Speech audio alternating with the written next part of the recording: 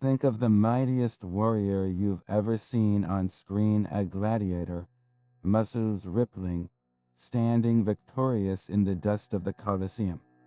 Hollywood paints a very specific picture for us. These titans of the arena feasting on giant roasted boars, tearing into legs of lamb, and washing it all down with flagons of wine. It's an image of primal, carnivorous power, a diet fit for the gods of war they seem to be. But what if I told you that this dramatic, meat-fueled fantasy is almost entirely wrong? The real diet of a Roman gladiator was far stranger, far more scientific, and in many ways, far more grueling than anything we've seen in the movies. It was a regimen built not on steak, but on porridge, not on wine, but on a special ash-laced drink. Today, we are going to shatter those silver screen illusions and dive fork first into the gritty, surprising, and scientifically revealed truth. We're pulling back the curtain on a world where the key to survival wasn't brute strength alone, but a carefully calculated intake of beans and barley. This is a story written not in screenplays, but in the analysis of ancient bones and the careful study of Roman texts. It's a journey into the lives of men who were less like modern bodybuilders and more like specialized athletes, their bodies engineered for a very specific, brutal purpose. What they ate reveals a stunning level of ancient nutritional wisdom, a deliberate strategy to create a very particular kind of fighter, one who could absorb immense punishment, bleed dramatically, and yet survive to fight another day. We'll explore the shocking gladiator gruel that formed the core of their calories, uncover the bizarre reason they drank charcoal and plant ash, and reveal how modern science has used biochemistry to unlock the secrets hidden in their skeletons for nearly 2,000 years. This isn't just a history lesson. It's a detective story, a tale of survival that redefines our understanding of these legendary figures. So, prepare to have everything you thought you knew turned upside down, as we discover the real fuel that powered the legends of the sand. So this image of the gladiator as a carnivorous powerhouse is deeply embedded in our culture, a symbol of raw, untamed strength. But when we turn from the silver screen to the cold, hard evidence of history and archaeology, that powerful image begins to crack and crumble. The truth is, the average gladiator's diet was startlingly humble, almost austere. Instead of lavish banquets, their daily sustenance was built around a simple, inexpensive, and incredibly calorie-dense staple, a porridge. This wasn't a minor side dish. It was the absolute foundation of their nutritional intake. Ancient Roman writers like Pliny the Elder and Galen, a physician who actually treated gladiators, refer to this gladiator gruel repeatedly. It was primarily made from barley, a grain that was considered inferior to wheat and was often used as punishment rations for soldiers. They also consumed large quantities of beans, lentils, and other legumes. This created a diet that was overwhelmingly carbohydrate-based, providing the slow-burning, sustained energy needed for intense training and combat. The economic reality of the gladiator schools, known as ludi, makes this dietary picture perfectly logical. Gladiators were significant investments for their owners, the Lanistae. Feeding hundreds of men a diet of expensive meat on a daily basis would have been financially ruinous. Barley and beans, on the other hand, were cheap, plentiful, and easy to store in large quantities. This was a system built on efficiency and scale, designed to maintain a large, physically capable workforce without bankrupting the operation. The goal wasn't to create sculpted bodybuilders. It was to produce durable, resilient athletes who could be sustained for a long time on a minimal budget. This plant-based fuel was the engine that powered the entire gladiatorial industry, a far cry from the meat-heavy feasts of our cinematic imaginations. And this reliance on barley wasn't just a footnote in history. It was so central to their identity that it became their nickname. Roman writers, including the poet Juvenal, referred to gladiators as hordarai, a term that translates literally to barley men or barley eaters. This wasn't a term of endearment. In the Roman world, barley held a much lower status than wheat. Wheat was for civilized Roman citizens, for the bread that sustained the city.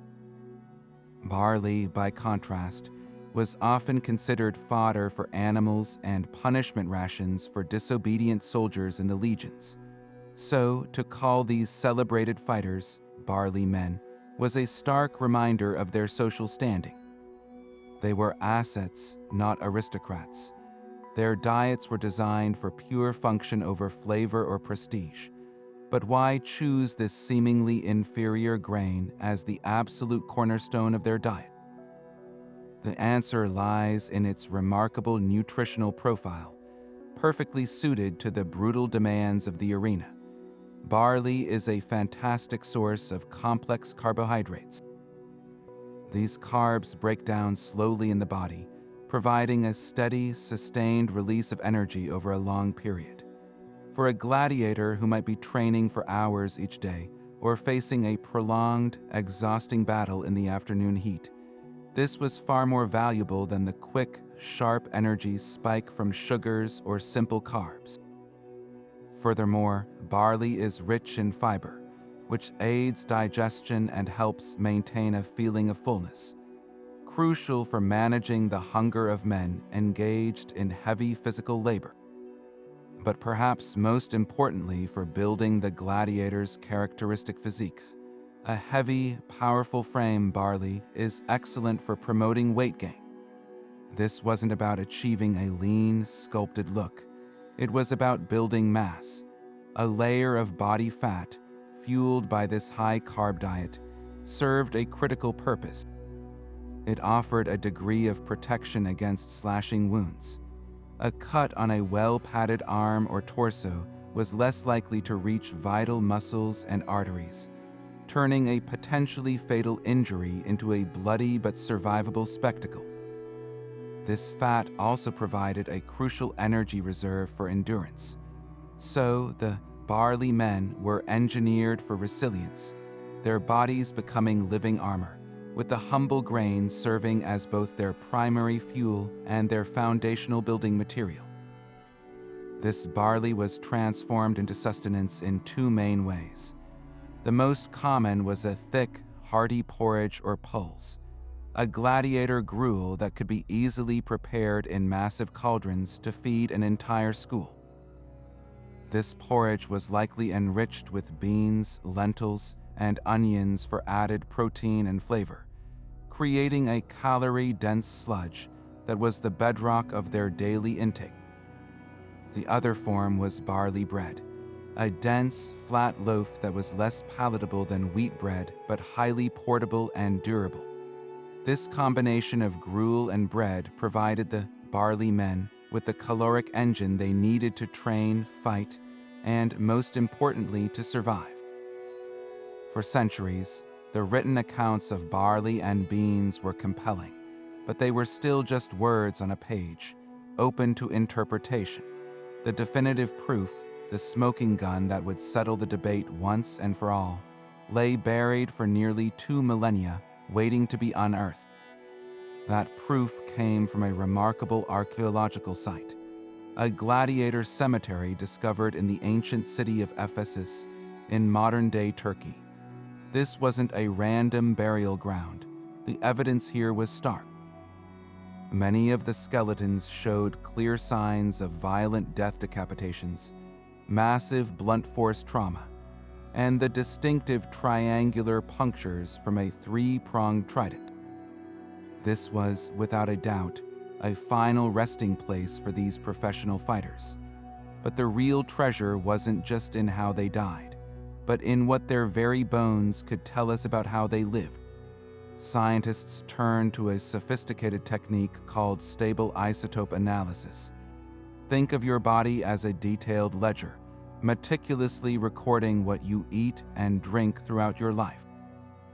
The chemical building blocks from your food specifically, the ratios of different isotopes of carbon and nitrogen get incorporated into your tissues, including your bones. By analyzing these minute chemical signatures, researchers can read this biological ledger long after death. When the team, led by anthropologists from the Medical University of Vienna and the University of Bern, analyzed the bones from Ephesus, they compared the isotopic signatures of the gladiators to those of ordinary citizens from the same time and place. The results were stunningly clear. The gladiators' bones showed a significantly higher intake of plants like barley, beans, and lentils, and a much lower intake of animal protein compared to the general population. The average citizen of Ephesus was eating more meat and fish than the famed warriors of the arena. This was the direct chemical evidence that confirmed the historical texts. The gladiators' diet was not just occasionally plant-based. It was overwhelmingly, consistently, and deliberately so. Their entire physical structure was built on a foundation of grains and pulses. This data from Ephesus didn't just confirm a dietary fact. It transformed our understanding of gladiator training. It proved that their massive, powerful physiques were not sculpted from protein shakes and steaks, but were instead built through the immense caloric load of carbohydrate-rich gruel, a testament to the body's ability to adapt and build formidable strength from the most humble of fuels. So how do we read this biological ledger locked inside a 2,000-year-old bone? The science that gives us this incredible window is called stable isotope analysis. And while it sounds complex, the underlying principle is beautifully simple. Think of your body as a culinary historian, constantly taking notes on every single meal you eat. The foods we consume are made up of atoms, and among these are different versions, or isotopes, of elements like carbon and nitrogen. These isotopes are chemically identical, but they have slightly different weights. Now, as you digest your food, your body uses these atoms to build and repair your tissues, including your bones. The specific ratio of heavier to lighter isotopes from your diet gets recorded into your bone collagen, creating a unique chemical signature that reflects what was on your plate. It's like your skeleton is keeping a permanent chemical food diary. For archaeologists, this is a game changer.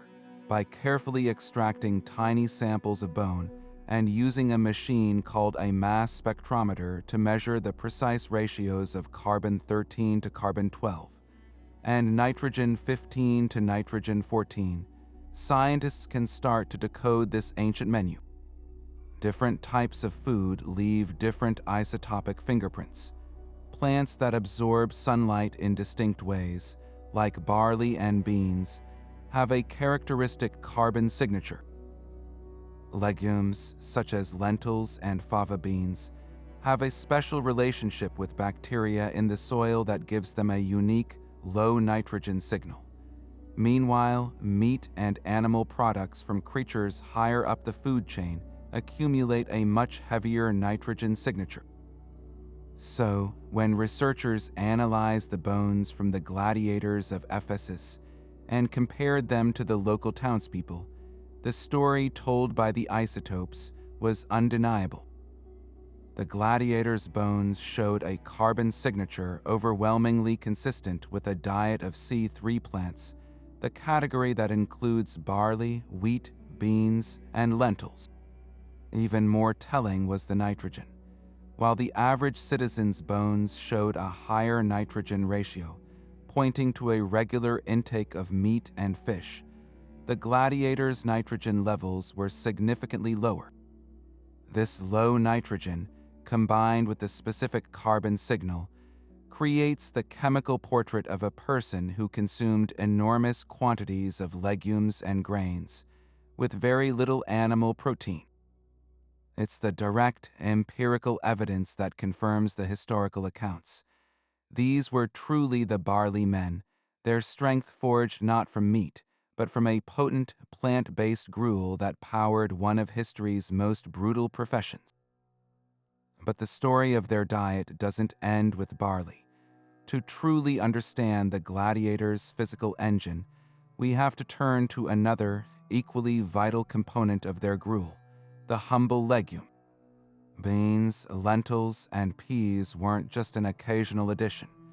They were a fundamental pillar, working in perfect synergy with the grains to create a complete nutritional package for these elite combatants. Think of barley as the primary fuel, the slow-burning log on the fire that provided sustained energy. Legumes were the critical repair crew and the spark. They brought something to the table that barley alone could not offer in sufficient quantities of protein. While not as protein-dense as meat, legumes are a remarkable source of plant-based protein, essential for repairing the microscopic tears in muscle tissue caused by relentless, brutal training. Every swing of the wooden practice sword, every heavy impact of the shield, every grueling session in the training yard damaged their muscles. It was during rest that the body rebuilt this tissue, stronger and thicker than before, and it needed a constant supply of protein to do it. Without this crucial building block from their daily pulses, the gladiators would have broken down, their bodies unable to recover from the constant punishment. This combination of barley's carbohydrates and the pulse's protein created a powerful 1-2 punch for building and maintaining the heavy, powerful physique that was so valued in the arena, a body designed for endurance and the ability to absorb impact. This partnership extended beyond just muscle repair. Legumes are also packed with complex carbohydrates of their own, further contributing to that essential, long-lasting energy reserve. More importantly, they are a fantastic source of key minerals like iron, magnesium, and zinc. Iron is crucial for producing hemoglobin, the molecule in red blood cells that carries life-giving oxygen to working muscles. A gladiator with low iron would have been a sluggish, gasping fighter, unable to perform for more than a few moments. Magnesium plays a vital role in hundreds of biochemical reactions, including muscle contraction and nerve function, while zinc supports immune health, a critical factor when living in close quarters in a gladiator school where infection from a minor cut could be a death sentence. So, this simple, plant-based diet was far from primitive. It was a sophisticated, if unintentional, nutritional strategy that addressed the full spectrum of an athlete's needs: energy, repair, recovery, and overall systemic health. The stew pot was, in effect, their pharmacy. So what did this powerful combination actually look like on a daily basis? The most common vessel for this nutritional engine was a dish the Romans called pulse. While the word could refer to a simple grain porridge for gladiators, it was almost certainly a much heartier, more substantial affair. Imagine a massive, bubbling cauldron in the school's kitchen. Into it would go vast quantities of barley, along with dried fava beans, lentils, chickpeas, and perhaps some emmer wheat. This mixture would be boiled for hours into a thick, stodgy, and incredibly calorie-dense gruel. To add flavor and nutrients, cooks would likely throw in whatever vegetables were cheap and available. Onions, leeks, garlic, and turnips were common.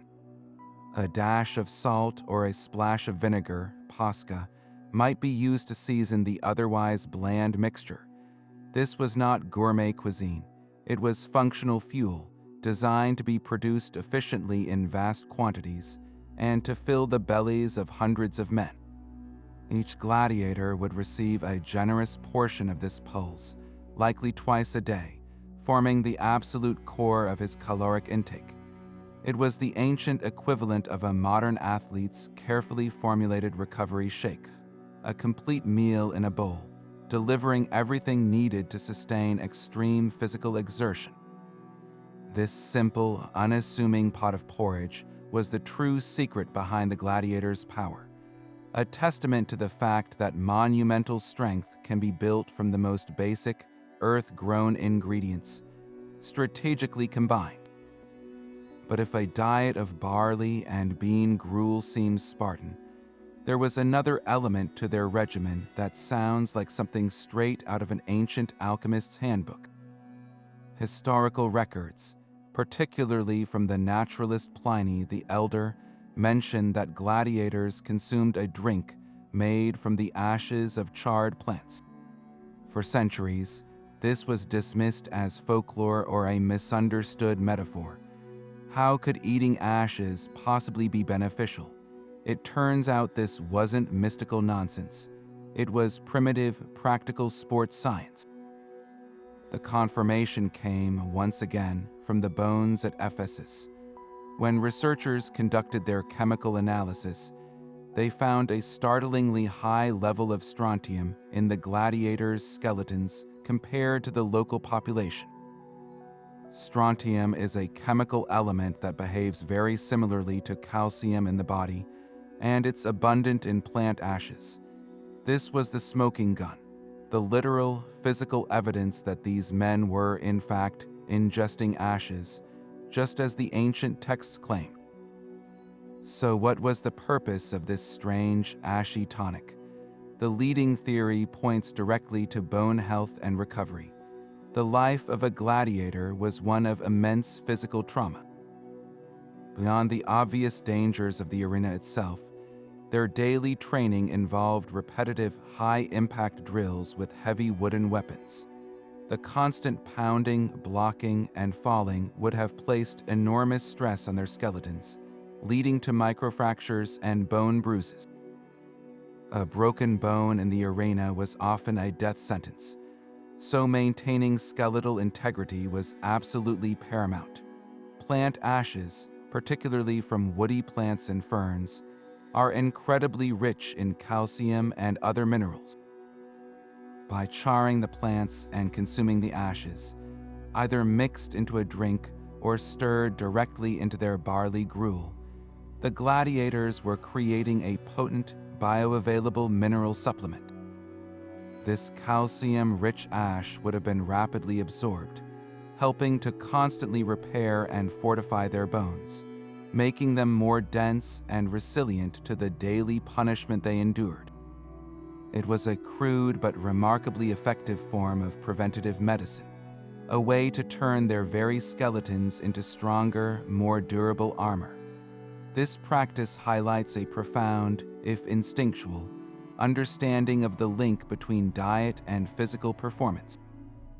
They may not have known the words calcium carbonate or bone mineral density, but through observation and experience, they perfected a method to give their bodies a critical fighting edge. This ash drink wasn't a superstition. It was their version of a modern-day calcium supplement, a necessary tool for survival in a world where a single weak bone could mean the end. Now, let's get into the fascinating science behind that ash drink, because it reveals a level of practical wisdom that is genuinely impressive. We understand today that calcium is the fundamental mineral that gives our bones their strength and rigidity. It's the primary building block of our skeleton. For a gladiator, whose profession was essentially a series of high-impact collisions, maintaining strong bones wasn't just about performance, it was a matter of life and death. Every parry of a heavy sword sent a shockwave through the arm bones. Every fall onto the hard sand of the arena stressed the hips and spine. The constant, grueling training alone would have caused countless microfractures, tiny, invisible cracks in the bone that need to be constantly repaired. Without a massive, readily available supply of calcium, their bones would have become brittle and weak over time, like a wall with crumbling mortar, making a catastrophic break inevitable. So, how did they solve this? They couldn't just drink milk. While Romans did use dairy, it wasn't practical or cheap enough to supply in the vast quantities needed to fortify hundreds of fighters. Their brilliant, if unorthodox, solution was to go straight to the source. By burning specific plants, likely woody shrubs, ferns, or even certain types of bark, they were creating a pure, concentrated mineral supplement. The burning process does something remarkable. It breaks down the tough plant fibers, leaving behind the inorganic minerals in a fine ash. This ash is incredibly rich in calcium carbonate, the very same compound that forms the foundation of our bones and that we use in modern antacid tablets. But here's the real genius. This plant-derived calcium carbonate is what scientists call highly bioavailable. That means when the gladiators consumed it, mixed in water or their gruel, their bodies could absorb and use the calcium molecules with great efficiency. It was a direct pipeline of bone-building material, going straight from the drink to their skeletal system. This wasn't just folk medicine. It was a form of targeted nutritional therapy. They were essentially giving themselves a daily, potent dose of calcium to constantly remodel and reinforce their bones, patching up the damage from yesterday's training and preparing for the impacts of tomorrow's bout. This practice gave them a critical biological edge, transforming their skeletons from brittle sticks into resilient pillars capable of withstanding the brutal physics of their world. This brings us to one of the most persistent and surprising misconceptions of all, the idea of the gladiator as a meat-eating machine. Given their incredible musculature and the sheer physical power they must have possessed, it's a natural assumption that their diets were packed with animal protein.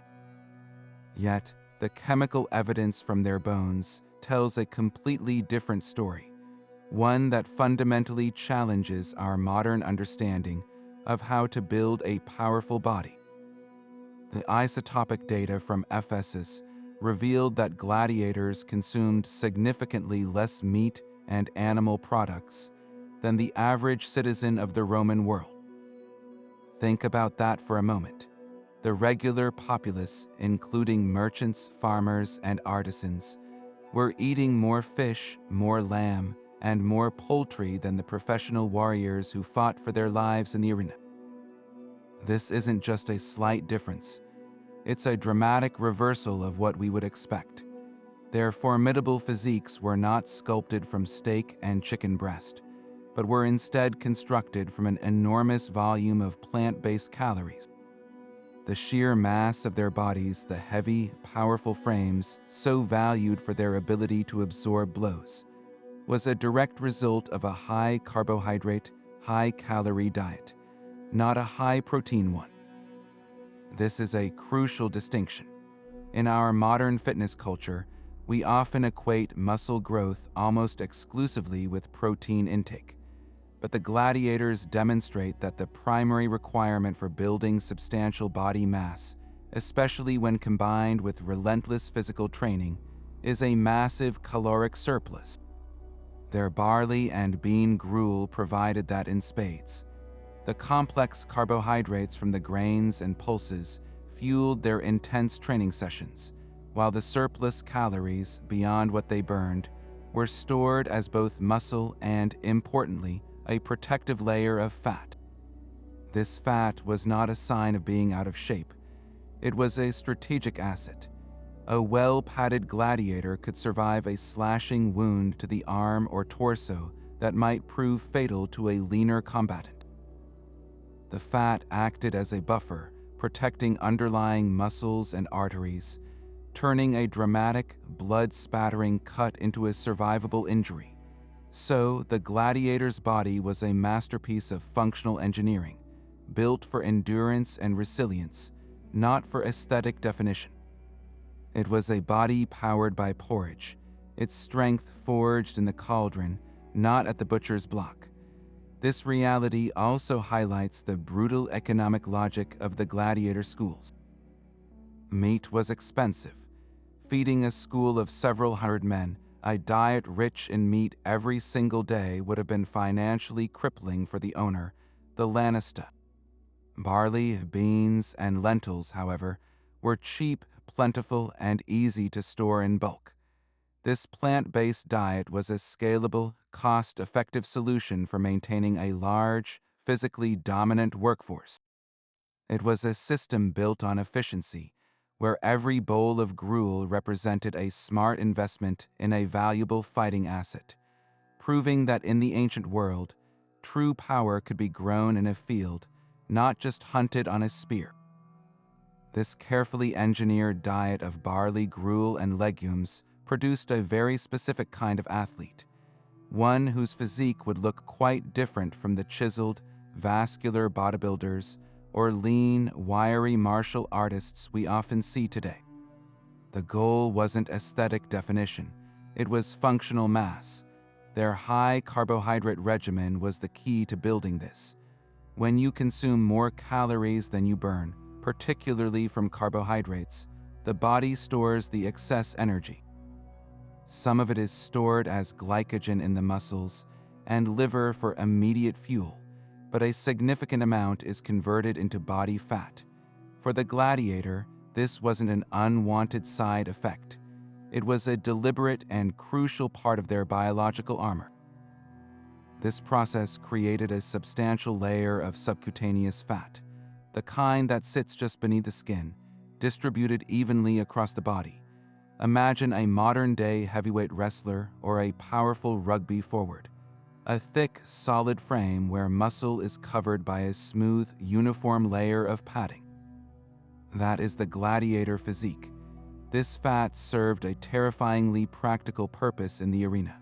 The most common weapons, like the short sword or the dagger, were designed for slashing and stabbing. A layer of subcutaneous fat, sometimes an inch or more thick, could be the difference between a minor wound and a fatal one. A glancing slash from a sword might cut through the skin and into this fatty layer, producing a spectacular, blood-spattering wound that thrilled the crowd. But it would be less likely to sever the underlying muscles, tendons, or major arteries that would lead to rapid incapacitation or death. The fat acted as a natural buffer, absorbing and dispersing the energy of a cut, turning a potentially lethal injury into a survivable spectacle. This padding was especially vital on the arms, legs, and torso, the primary targets in combat. A gladiator built this way could bleed copiously from a dozen superficial cuts, yet remain standing and fighting, his vital structures protected. This also explains the strategic value of their heavy, large shields. They would block the most powerful, penetrating thrusts aimed at the core, while the fat layer provided a secondary defense against the inevitable, less focused slashes that got through their guard. Furthermore, this bulky build contributed to their raw power. The additional body mass, a combination of dense muscle and fat, increased their overall weight and stability. This made them harder to knock off balance in the gritty sand of the arena. When they swung a heavy weapon like a sword or landed a blow with their shield, the extra mass behind the movement generated significantly more force. They were, in essence, human battering rams. Their strength was not about lightning speed or acrobatic leaps. It was about delivering crushing, decisive blows and possessing the sheer endurance to outlast an opponent in a grueling contest of attrition. Their bodies were engineered for resilience and sustained power, a direct result of the thousands of daily calories provided by their simple, plant-based gruel. The sun has not yet crested the walls of the ludus, but the school is already stirring with the low hum of activity. For the gladiator, The day does not begin with the clang of steel, but with the scent of steam and grain. His first meal, breaking the overnight fast, is a calculated dose of fuel. A large, coarse clay bowl is filled with a thick, lukewarm barley porridge. This is not the quick, sweet oatmeal we might imagine. It's a dense, starchy paste, perhaps with a few boiled fava beans or lentils mixed in to add substance. Eaten quickly in the dim light of the barracks or the mess hall, this morning gruel serves a single, vital purpose: to lay a foundation of slow-burning carbohydrates. His body will spend the next several hours converting this barley-based fuel into glycogen, stocking the energy reserves in his muscles and liver for the brutal training session that lies ahead. There is no luxury here, no variety for the sake of pleasure.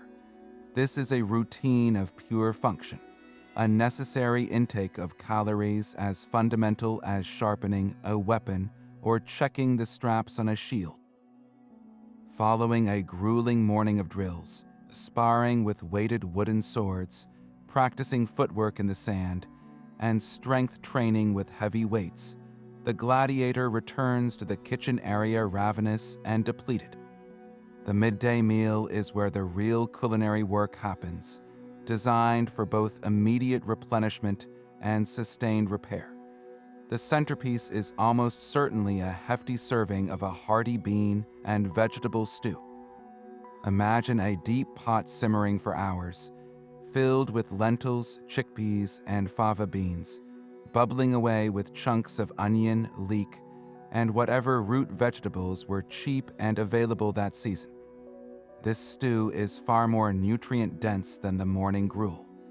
The legumes provide a crucial infusion of plant-based protein, delivering the amino acids necessary to begin repairing the microscopic tears in his muscle fibers caused by the morning's exertions.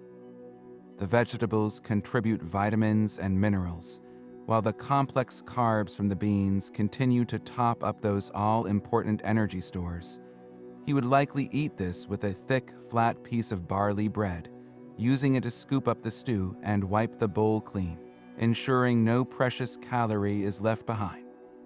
This is his equivalent of a modern athlete's post-workout recovery meal, meticulously engineered by centuries of brutal experience to rebuild a stronger, more resilient fighter.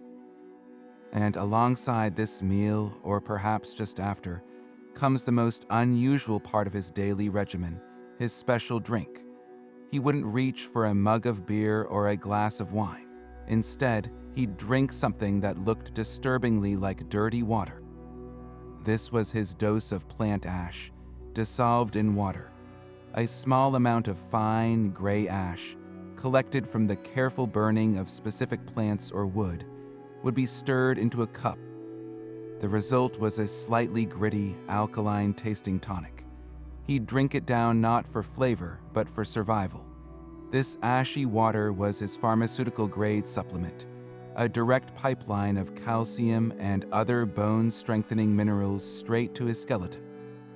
After a morning of high-impact shocks to his bones from training, this drink was the first step in repairing the microfractures and reinforcing his frame against the more severe trauma he could face in the arena. It was a daily, non-negotiable ritual, as critical to his longevity as his skill with the sword. As evening settles over the ludus, the final meal of the day is often a quieter, more subdued affair. It might be a return to a simpler barley porridge, or perhaps the leftovers from the midday stew, now cooled and even thicker. The goal here is not to fuel immediate activity, but to promote overnight recovery and ensure a steady release of energy throughout the long hours of rest. This constant, deliberate intake of calories from the pre-dawn gruel to the post-training stew and the final evening meal created a perpetual state of energy surplus. This is what allowed these men to build and maintain their characteristically heavy, padded physiques. Every single bowl, every piece of bread, and every cup of ashy water was a strategic move in the grand game of survival. Their lives were a cycle of controlled destruction and meticulous rebuilding, and the kitchen, with its massive cauldrons and simple ingredients, was the engine room where that rebuilding process began anew, each and every day. This entire system of barley gruel and ash-laced water wasn't just a random nutritional discovery. It was a meticulously calculated business model. To truly understand why the gladiators' diet was so firmly plant-based, we need to step into the sandals of the man who held the purse strings, the lanista. The lanista was not a sports coach in the modern sense. He was the owner and operator of the Gladiator School, a businessman whose primary concern was his bottom line. His fighters were not just athletes. They were incredibly valuable human assets, each representing a significant upfront investment in purchase price, training, housing, and equipment. A single, top-tier gladiator could be worth a small fortune. The Lannister's goal, therefore, was brutally simple: protect his investment and maximize his return. And the most consistent, predictable, and massive expense in running a ludus was the feeding of hundreds of large, physically active men. This is where the economic logic becomes crystal clear. Imagine the sheer scale of provisioning a school with 200, 300, or even more gladiators. If the standard diet were meat-centric, the cost would have been astronomical. Livestock required pasture-land, feed, and time to raise. Meat was perishable and difficult to store in an age before refrigeration. Supplying even a single modest portion of meat per day for hundreds of men would have quickly bankrupted the most prosperous Lannister. The financial strain would have been unsustainable. Barley, beans, and lentils, on the other hand, were the perfect commodities for this enterprise. They were cheap, readily available across the Roman Empire, and could be purchased in massive, bulk quantities at a low, stable price. They were also non-perishable when stored properly in granaries, meaning a Lannister could buy an entire year's supply at harvest time when prices were lowest, and have his fuel source secured. This wasn't a choice based on a philosophical belief in plant-based diets. It was a decision driven by cold, hard cash. The gruel was the most cost-effective way to deliver the enormous number of calories needed to sustain a powerful, training athlete. Every bowl of pulse represented the most efficient conversion of coin into muscle and energy possible in the ancient world. The Lannister was essentially running a high-stakes factory, and the barley and beans were the raw materials that kept his production line of fighters operational. This economic reality extended to every aspect of their care. Gladiators received medical attention from in-house physicians, like the famous Galen, not out of pure benevolence, but because healing a wounded fighter was far cheaper than buying a new one. Their training was systematic and relentless to increase their value and their chances of survival, which in turn increased the Lannisters' profits from prize money and rental fees for games. The diet was the foundational pillar of this entire economic structure. A well-fed gladiator was a durable gladiator. A durable gladiator survived more fights. A survivor generated more revenue for his owner over his career. The Lannister wasn't feeding his men barley because it was the best possible food for peak human performance in an abstract sense. He was feeding them barley because it was the best possible food for achieving peak financial return on his very dangerous, very human investments. So while the gladiator was essentially an endurance athlete built for spectacle, surviving on a budget-conscious diet of gruel, the Roman legionary was a different kind of human machine entirely, and his diet reflected this starkly different purpose. The legionary's life was one of relentless mobility and unpredictable hardship. He wasn't training in a fixed school. He was marching 20 Roman miles a day, often more, with a pack that could weigh over 90 pounds, then building a fortified camp before he could even think about resting.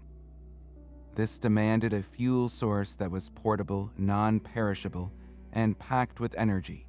That source was wheat.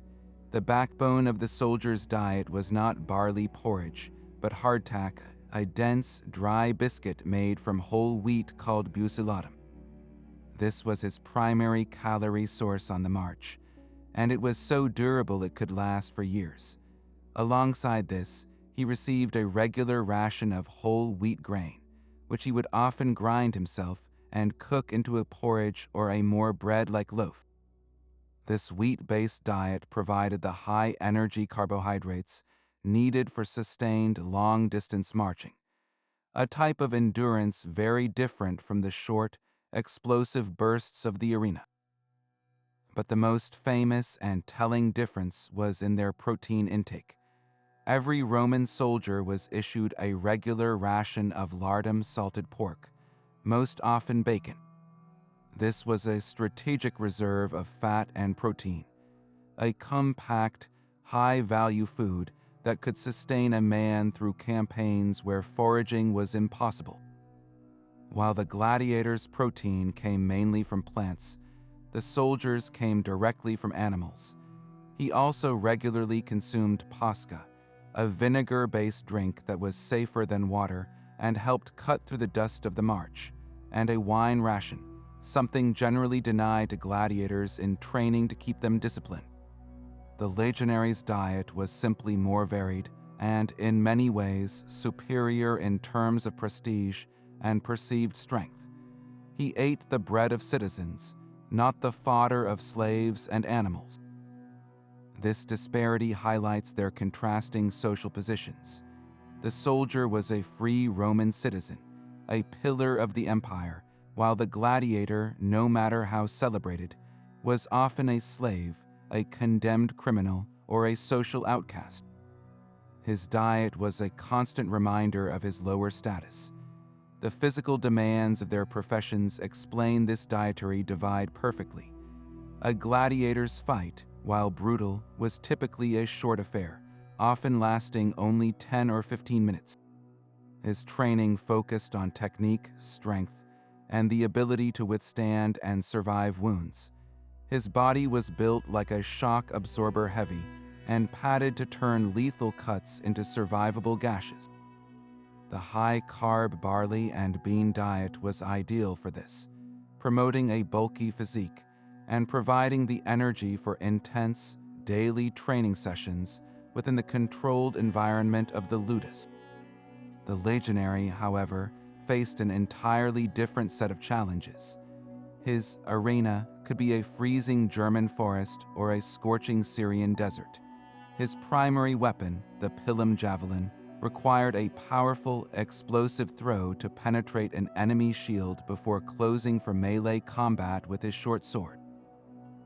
The act of marching for hours, then potentially fighting a pitched battle, demanded a different kind of endurance and a different kind of strength, one built on lean muscle and incredible stamina, fueled by a more balanced mix of carbs, fats, and proteins. The soldier's diet had to support not just fighting, but the immense metabolic cost of constant travel and manual labor.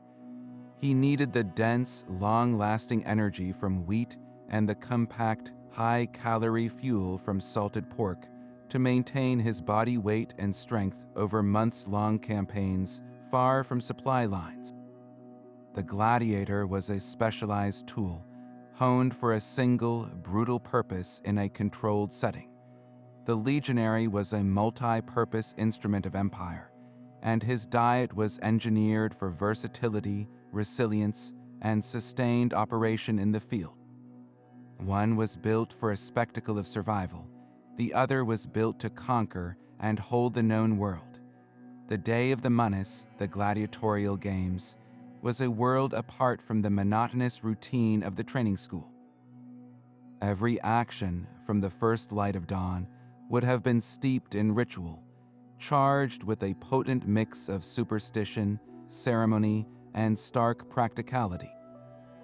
While his standard diet was built for long-term endurance and recovery, the final pre-fight meal had a very different, more immediate goal: to prime his body for a short, explosive, and potentially fatal performance, all while navigating the profound psychological weight of what was to come.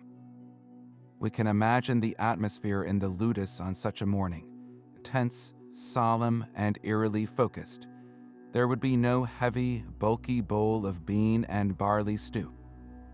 A full stomach could be a death sentence in the arena, leading to cramping, sluggishness, and nausea under the blistering sun and the stress of combat.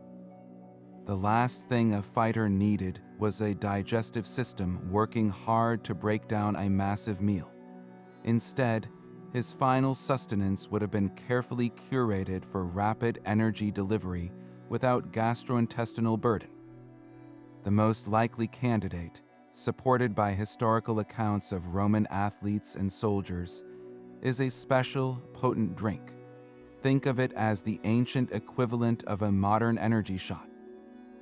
The base of this drink was probably water or a light, diluted wine, but its key ingredient was honey.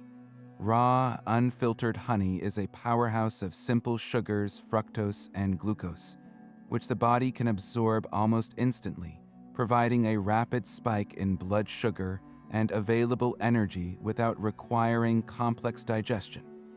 This quick-release fuel would flood his system, sharpening his reflexes and providing the explosive power needed for those first, critical moments of combat. But this honey drink was likely more than just a sugar rush. It might have been infused with other ingredients for both practical and ritualistic purposes. A pinch of ground ginger or mint could have been added to settle the nerves in his stomach. Perhaps there was a belief, passed down from veteran fighters to the new recruits, that certain herbs could bring fortune or divine favor. Some scholars have even speculated about the use of stimulants like a small amount of strychnine, derived from the Nux vomica tree, which in minute doses can heighten sensory perception, though this remains a controversial and unproven theory. The act of consuming this drink itself would have been a ritual, a final, deliberate step in the transformation from a man living in a barracks to a weapon ready for the sand. He would drink it not as a slave choking down his gruel, but as a performer preparing for his ultimate, and perhaps final, act. This moment was about focusing the mind as much as fueling the body, a last taste of life before walking in the shadow of death. To understand the meticulous care behind this gruel and ash regimen, we need to meet the man who arguably knew the gladiator's body better than anyone else in history, the physician Galen. Before he became the most famous doctor in the Roman Empire and personal physician to emperors like Marcus Aurelius, Galen spent several formative years as the surgeon for a gladiator school in his hometown of Pergamon. This wasn't a cushy academic posting. It was a hands-on, brutally practical apprenticeship in trauma medicine. Galen's time there provided him with an unprecedented laboratory for observing human anatomy, physiology, and the direct link between diet and physical resilience. His detailed writings, which have survived for nearly 2 millennia, give us an insider's view that goes far beyond the chemical signatures in bones. He wrote extensively about the gladiators' robust constitutions, a phrase that captures more than just their muscular appearance. He was describing a state of overall health and durability that he attributed directly to their disciplined lifestyle and, crucially, their controlled diet. He observed that these men, despite their brutal profession, were largely free from the common digestive complaints and ailments that plagued the general Roman populace, who often indulged in rich, varied, and sometimes spoiled foods. Galen saw the gladiators' simple, monotonous, and plant-heavy diet as a key factor in their remarkable digestive health and consistent energy levels. This wasn't a theoretical conclusion for him. It was a daily observation. He managed their health with the precision of a modern sports team doctor, understanding that a fighter with stomach troubles or low energy was a liability, both medically and financially, for the Lannister. His role was to ensure that the human assets in his care were operating at peak efficiency, and he recognized that this process began not with medicine, but with the contents of the cooking pot. Galen's observations on their physical condition were remarkably astute. He noted that the gladiators possessed a particular kind of strength, not just the explosive power for a single sword thrust, but a deep, enduring vitality that allowed them to train day after day and recover from wounds that would incapacitate others. He connected this directly to their consumption of barley, which he praised for its ability to build stout bodies and generate thick blood. In the medical understanding of the time, thick blood was a positive attribute, signifying richness, vitality, and a strong life force. Today, we can interpret this through a modern lens. The high iron content from their legume-rich diet would have supported excellent red blood cell count and oxygen transport, while the massive caloric intake from carbohydrates provided the sustained energy that created their characteristically heavy, powerful frames. Galen was essentially describing the physiological outcome of the stable isotope data we see from Ephesus, a body built on a foundation of plants, optimized for endurance and trauma resistance. His writings confirm that this was not an accidental diet, but a deliberately chosen one, honed by experience and supervised by a medical professional who understood its effects. He would have overseen the preparation of their pulse and sanctioned the use of the ash drink, recognizing its benefits for bone density, even if he explained it in terms of the humoral theory of his day. For Galen, the gladiator's body was a testament to the power of a regulated, purposeful diet, a living example of how simple, consistent nutrition could forge a human being capable of surviving incredible physical duress.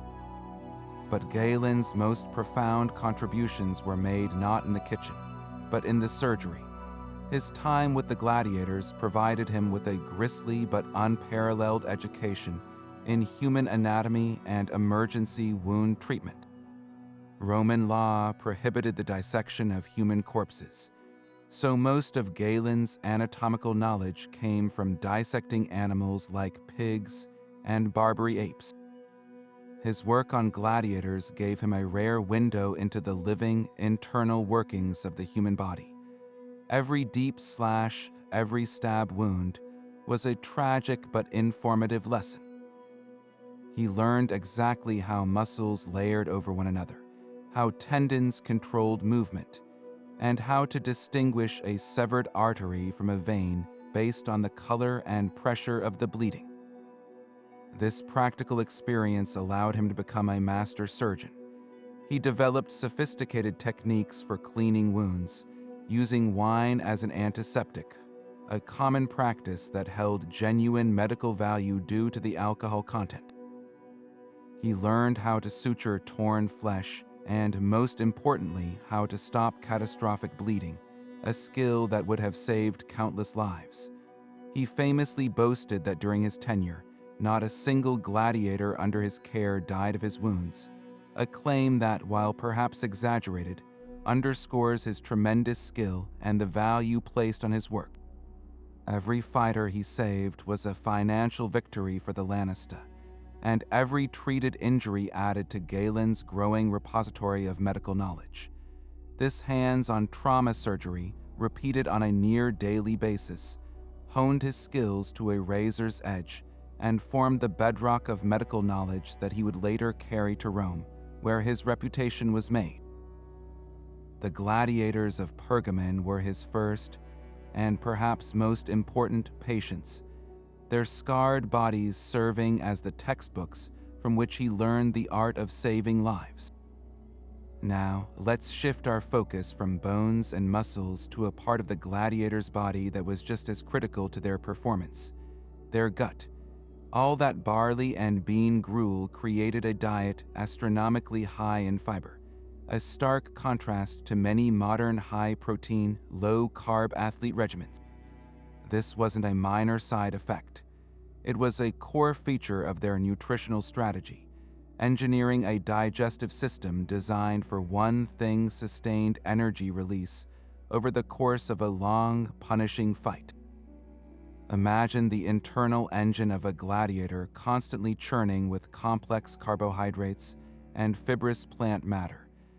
These components break down slowly in the digestive tract, providing a steady drip feed of glucose into the bloodstream. For a fighter facing a 15-minute battle in the blistering heat, this was a tremendous advantage. He wouldn't experience the sharp energy spike and subsequent crash that can come from a sugar-heavy meal. Instead, his body would be tapping into a consistent, reliable fuel source, allowing him to maintain his power and mental focus from the first clash of swords to the final, decisive blow. This slow-release energy system was the metabolic counterpart to their physical padding. Both were designed for endurance over explosive, short-lived intensity. A modern bodybuilder or sprinter might thrive on quick-burning fuels for a brief, maximal effort, but a gladiator needed to be the last man standing in a brutal war of attrition. His high-fiber gut was the furnace that kept him going. This plant-powered digestive system also offered a crucial benefit that ancient physicians like Galen would have observed firsthand: remarkable gastrointestinal stability.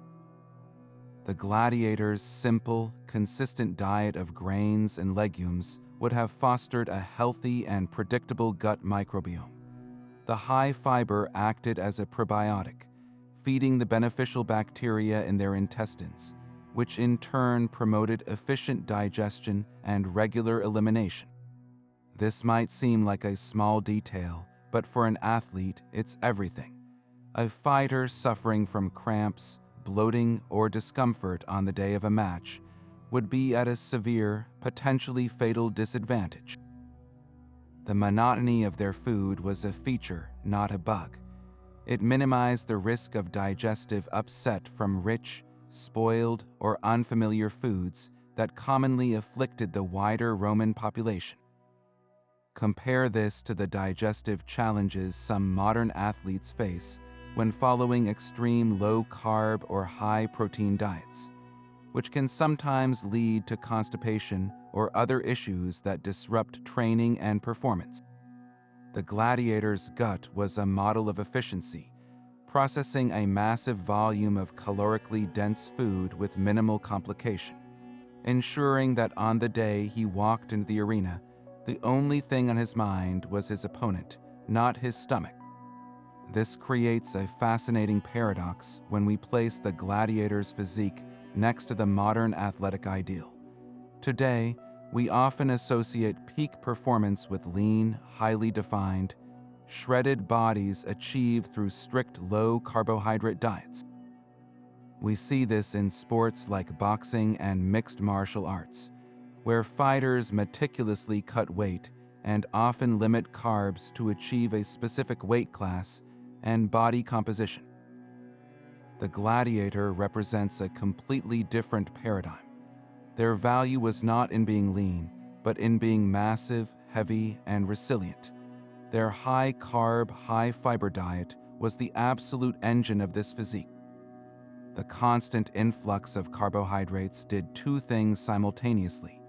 It fueled their intense daily training, and the caloric surplus ensured that any excess energy was stored as both muscle and, vitally, that protective layer of subcutaneous fat. They were, in a sense, the ultimate endurance athletes of the ancient world, but their endurance was expressed not in running a marathon, but in absorbing and dishing out tremendous physical punishment over a sustained, grueling confrontation. Their bodies were a testament to the idea that there is no single, perfect athletic diet, only the diet that is perfectly suited to the specific physical demands of the sport. For the gladiator, that meant a gut full of gruel, powering a body built to survive. To truly grasp the scale of feeding a gladiator school, you have to think like a Roman quartermaster, not a chef. The supply chain that kept the Ludus kitchens bubbling was a direct tributary of the vast, empire-wide system designed to feed the city of Rome itself, a system known as the annona. This was the Roman grain dole, a monumental logistical feat that saw shiploads of wheat, barley, and other staples from provinces like Egypt, North Africa, and Sicily flood into the port of Ostia. While the prized wheat was destined for the free bread distributed to Roman citizens, the secondary grains like barley, along with massive quantities of beans and lentils, formed the perfect low-cost bulk commodities for other enterprises. A savvy Lanista would have tapped directly into this river of imperial provisions. He wouldn't be sending his agents to haggle at the local farmer's market for a few sacks of grain. He'd be negotiating with the state-sponsored shipping magnates, the navicularii, or purchasing directly from the vast Horia, the massive state granaries that line the Tiber River. These warehouses were the ancient equivalent of grain silos, holding thousands of tons of product to stabilize prices and supply. For the Lanista, this system was a godsend. It meant he could secure a year's supply of barley in one massive contract, bought at a predictable wholesale price. This wasn't just shopping, it was a strategic procurement operation, ensuring consistency and volume that no local economy could provide on its own. The very existence of the gladiator's diet, therefore, was a direct consequence of the Roman Empire's ability to extract, transport, and centralize the agricultural surplus of its entire Mediterranean domain. The strength of the man in the arena was, quite literally, harvested from the conquered fields of Egypt and threshed on the docks of Ostia. This system also reveals a fascinating economic symbiosis.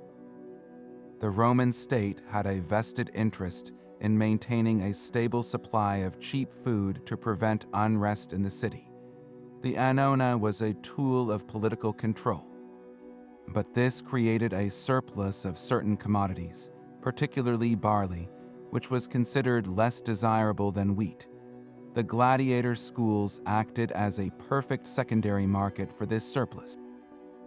They were massive, consistent consumers who weren't picky about prestige. By purchasing this huge volume of inferior grain, the Lanistae helped the state manage its stockpiles and ensured that nothing went to waste. It was a perfect, if unspoken, partnership. The state provided the cheap fuel, and the Lanistae transformed it into spectacular entertainment that reinforced the very social order the annona was meant to preserve. The money the state earned from these bulk sales could then be cycled back into the system, funding the fleets and infrastructure that kept the grain flowing. The gladiator chewing on his barley bread was an unwitting cog in a magnificent economic machine, his sustenance a product of imperial policy and macroeconomic management. Beyond the annona, the tentacles of the supply chain reached deep into the provinces through another key imperial mechanism, taxation in kind. Many Roman provinces paid their taxes not in coin, but in goods specifically, in the agricultural products they produced. A province like Egypt would ship its famous papyrus, but also vast quantities of wheat and lentils as part of its tax obligation to Rome. Regions known for legumes would send shiploads of beans. This system of provincial tithes further flooded the central markets with the exact staples the gladiator schools required.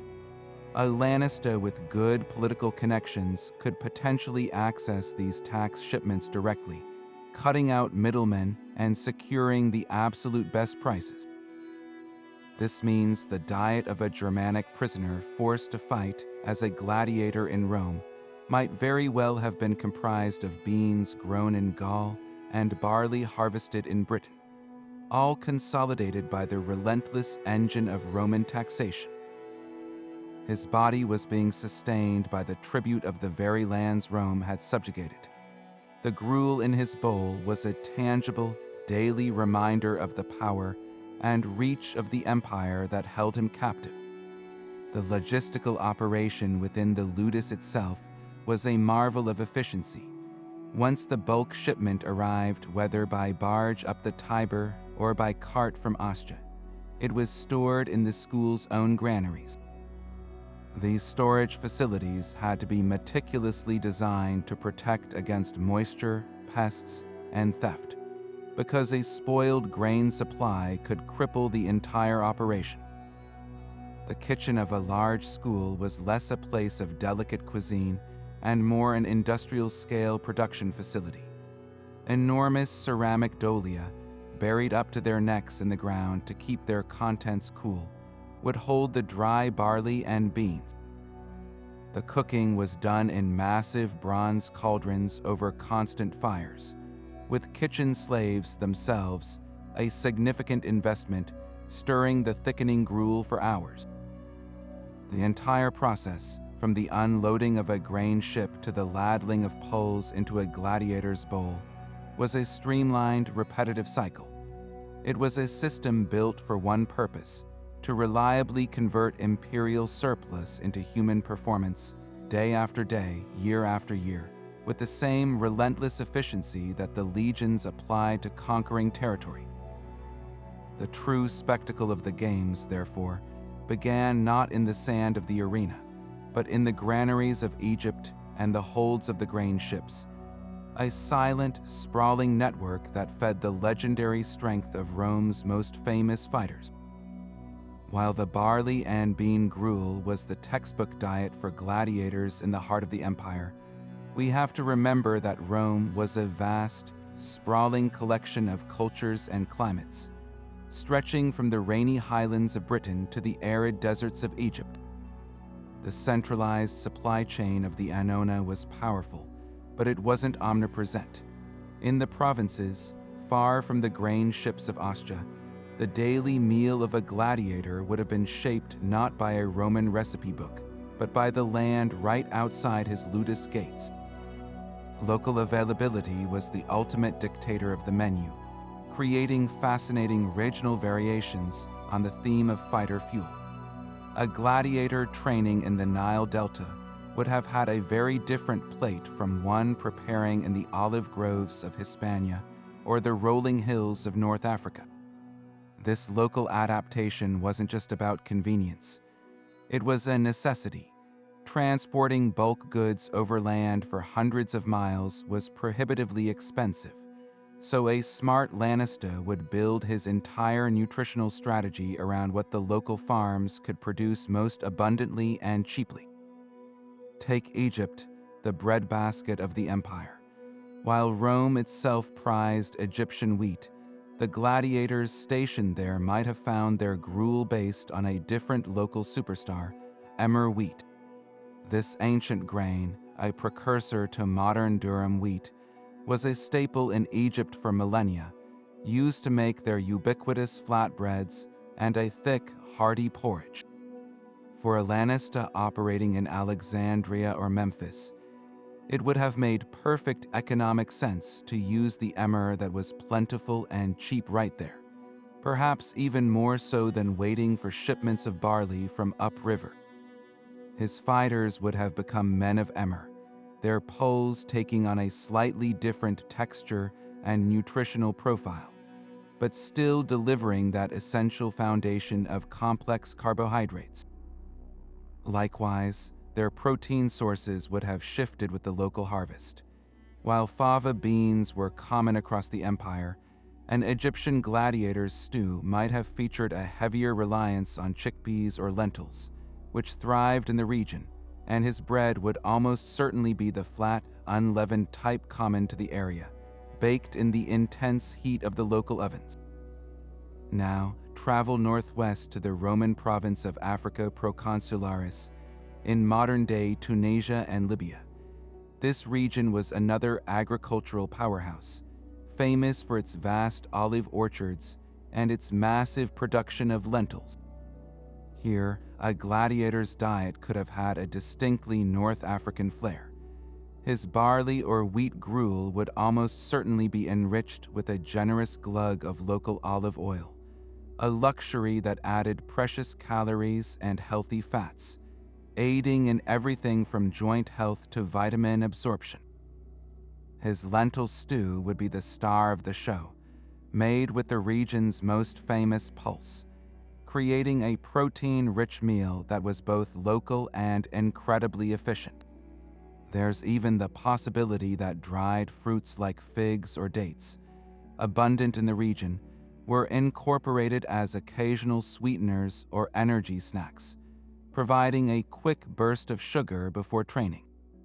This North African fighter, therefore, was built on a foundation of lentils and olive oil, a diet that would have given him a different kind of endurance and perhaps even a slightly leaner physique compared to his barley-fed counterparts in Italy. Then consider the frontier provinces, like Britannia or Germania. Here, the Roman infrastructure was thinner, and the climate was completely different. A lanista in Roman London would have had to work with what the cold, wet land could provide. Barley and oats were the hardy grains that grew well in these northern soils, so a British gladiator's porridge would likely have been a thick, hearty mix of these grains, perhaps with peas and broad beans as the primary protein source. Meat, while still not the centerpiece, might have been a more frequent addition here than in the Mediterranean heartland. Pork from local herds or even occasional wild game could have supplemented the plant-based calories, reflecting the different agricultural and hunting traditions of the region. His ash drink, too, might have been sourced from the charred remains of local trees like birch or oak, each with its own unique mineral cocktail. The further you traveled from Rome, the more the gladiator's plate became a reflection of his immediate environment, proving that while the principle of a cheap, calorie-dense, plant-based diet was universal, its execution was beautifully and practically local. This concept of a massively powerful physique, built almost entirely on plants, isn't just an ancient curiosity. It's a reality that's being rediscovered and proven all over again in the modern world. The gladiator stands as a powerful historical precedent for what we are now seeing in the rise of elite plant-based athletes. For decades, the prevailing wisdom in strength sports and high-performance training was that animal protein was non-negotiable, the essential building block for muscle, power, and recovery. The idea of a champion heavyweight fighter or a record-breaking strongman thriving on a diet of lentils and barley would have been dismissed as fantasy. But the gladiators were doing exactly that, and today, a growing roster of world-class competitors is shattering that old paradigm, proving that peak performance can be powered by plants. Consider athletes like Patrick Baboumian, a former strongman who holds world records in weightlifting categories and famously carries the title Germany's Strongest Man. He is an outspoken advocate for veganism, his incredible strength built not on steaks, but on a meticulously planned diet of legumes, grains, nuts, and seeds. Or look at the world of ultimate fighting, with champions like Nate Diaz publicly crediting a plant-based diet for his superior endurance and faster recovery times. These modern warriors are the spiritual successors to the barley men of Rome, demonstrating that the core principles of their ancient diet, massive caloric intake from complex carbohydrates, sufficient plant-based protein for repair, and a focus on nutrient-dense whole foods are just as effective today. The parallel goes even deeper when we examine the specific benefits these athletes report, which eerily echo the advantages the gladiators would have experienced. Modern plant-based athletes consistently talk about three key areas: enhanced recovery, reduced inflammation, and sustained energy. The gladiators' high-fiber, high-carb gruel created a slow-burning metabolic engine that prevented energy crashes during a fight. Similarly, today's athletes find that a diet rich in complex carbohydrates from sources like sweet potatoes, quinoa, and oats provides a steady, reliable fuel source that avoids the spikes and dips associated with processed foods and simple sugars. This translates to being able to train harder for longer and maintain focus and power deep into a competition. Then there's recovery. The anti-inflammatory properties of a whole food, plant-based diet are well documented. Plants are packed with phytonutrients and antioxidants that help combat the oxidative stress and inflammation caused by intense physical training. While a gladiator wouldn't have known the biochemistry, the result was the same: a body that could withstand daily, bone-jarring punishment and still be ready to do it again the next day. A modern athlete following a similar dietary pattern experiences less muscle soreness, reduced joint pain, and a faster return to peak condition after a grueling workout or event. This isn't to say that animal products can't support athletic performance, but it completely refutes the idea that they are absolutely necessary.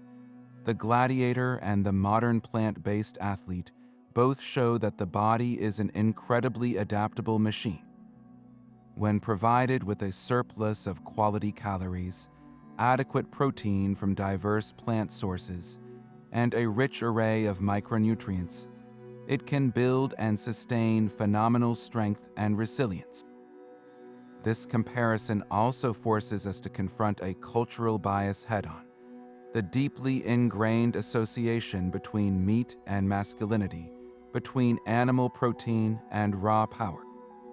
The gladiator is the ultimate archetype of brute strength in the Western imagination, and the revelation that his power came from a bowl of porridge is profoundly disruptive. It challenges a narrative that has been fed to us for generations. The modern plant-based athlete does the same thing, often facing skepticism and ridicule before their performance silences the critics. They are living proof that vitality and fierceness are not derived from the flesh of another animal, but can be cultivated from the soil. This shifts the focus from a simplistic, protein-centric view of nutrition to a more holistic, nutrient density model. The gladiator's diet worked because it was incredibly effective at delivering everything his body needed in a digestible, efficient, and scalable package. He wasn't just getting protein from his beans. He was getting iron, zinc, and magnesium. He wasn't just getting carbs from his barley. He was getting B vitamins and selenium. His ash drink provided a concentrated mineral boost.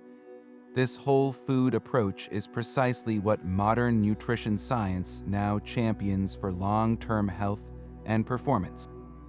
It demonstrates that the path to building a powerful, enduring body hasn't changed as much as we might think. The tools are more sophisticated, and our understanding is deeper, but the fundamental fuel, energy from plants, building blocks from plants, and recovery from plants remains a proven, potent recipe for forging human strength at its most formidable. But just as the gladiator's diet was a product of a vast, organized system, so too was its eventual disappearance tied to the unraveling of that very system. The decline of the gladiatorial games wasn't a sudden event but a slow fading, intertwined with profound shifts in Roman society, economy, and belief, and the specialized nutritional machine that fed the fighters was one of the first pieces to be dismantled. As the Roman Empire entered its later centuries, it faced a perfect storm of crises.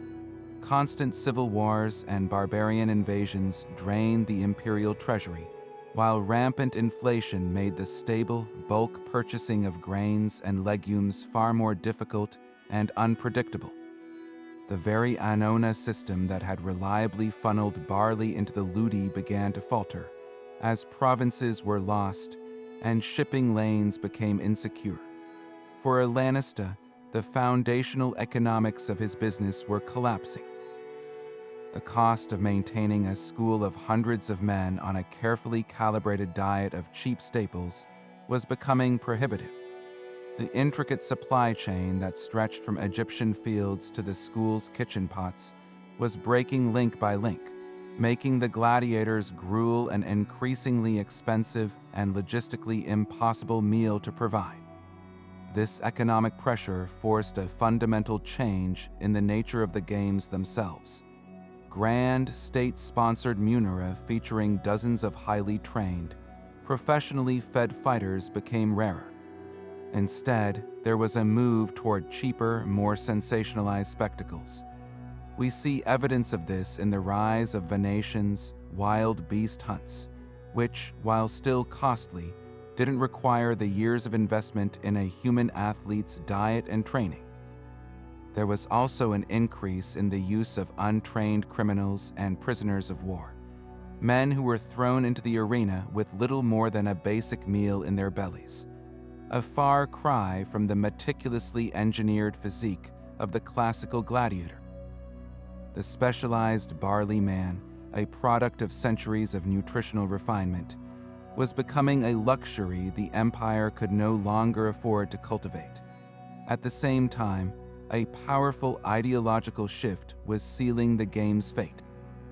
The rise and eventual adoption of Christianity as the state religion introduced a new moral compass that viewed the arena not as a display of martial virtue, but as a bloody slaughter that corrupted the soul and mocked the sanctity of life. Christian theologians like Tertullian railed against the games, calling them a vestige of pagan brutality. This growing public sentiment, championed by emperors like Constantine the Great and later Theodosius I, began to legally restrict and then outright ban gladiatorial combat. As the games were increasingly seen as morally repugnant, the social and political will to sustain the massive infrastructure behind them evaporated. The ludi, once prestigious and financially sound investments, were now viewed as dens of iniquity. The dissolution of the gladiator schools meant the immediate end of their unique dietary science. The knowledge of how to mix the ash drink, the precise ratios of barley to beans in the pulls, the daily regimen that built those specific, heavy-set physiques. This was not written down in cookbooks. It was practical, hands-on knowledge passed from cook to cook, from physician to physician, within the walls of the school. When those schools closed their gates for the last time, that specialized culinary tradition died with them. The last barley men ate their final bowls of gruel, and the secret of their plant-powered strength faded from memory, soon to be replaced by the medieval knight, whose ideal of strength would be forged on a very different, often meat-heavier diet. The legacy of the gladiator's diet, however, is a powerful reminder of how our understanding of strength is often a cultural construct, shaped by economics and available technology as much as by biology. For centuries after the fall of Rome, the very idea of building a powerful warrior on beans and barley would have seemed absurd to the knights and men-at-arms of Europe, for whom hunting and meat consumption were pillars of aristocratic identity and martial prowess. The gladiator's story was lost, waiting for modern archaeology to scrape the dirt from his bones and read the chemical story they held. His remains stand as a testament to a forgotten path to power, one that is only now being rediscovered and validated by modern nutritional science. The end of his era wasn't just the end of a sport. It was the closing of a unique chapter in human history where the most humble of foods were transformed, through sheer necessity and brutal efficiency, into the fuel for legends.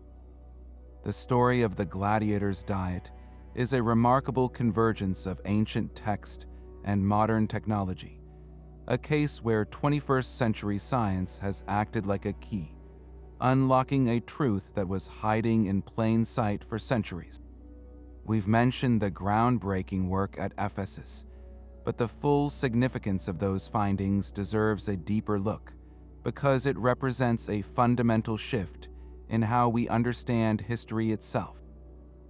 For generations, our knowledge came almost exclusively from what Roman writers like Pliny and Galen chose to tell us. We had to take their word for it, with all the potential for bias, exaggeration, or simple misunderstanding that entails. The idea of gladiators as barley men who drank ash could easily be dismissed as a curious anecdote, a literary metaphor, or an exception to the rule.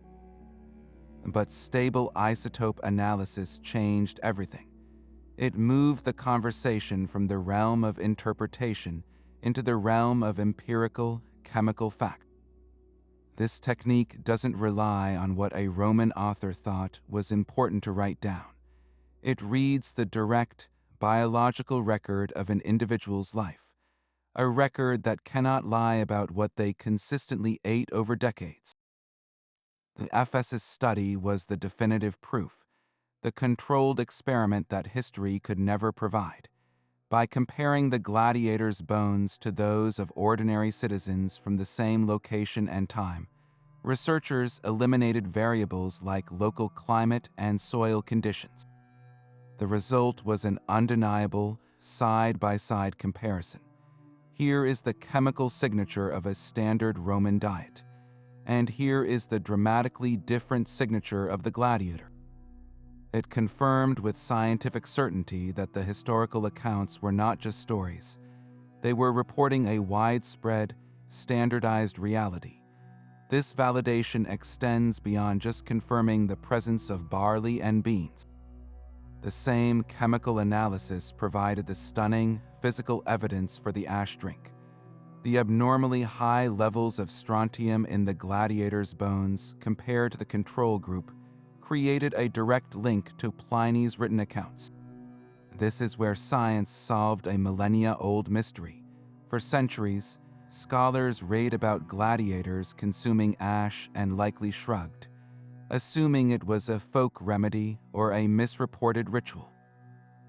But the bones told a different story.